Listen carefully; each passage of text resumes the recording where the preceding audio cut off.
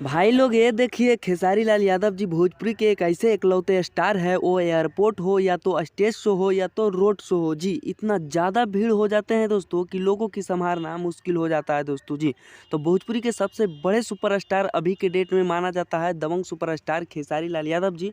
और आप लोग के बता दें दोस्तों कि खबर ये निकल के आ रहा है कि खेसारी लाल यादव जी अभी अभी बेतिया पहुँचे हैं दोस्तों रोड शो करने में, जो कि वहाँ पे बहुत ज़्यादा भीड़ लगा है दोस्तों जी।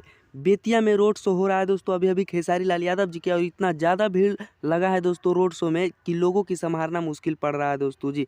बाकी आप लोग के अपडेट आप लोग के बता दिए। अपडेट अच्छा लगा तो वीडियो को लाइक करके चैनल को सब्सक्राइब करके जुड़ जाएगा।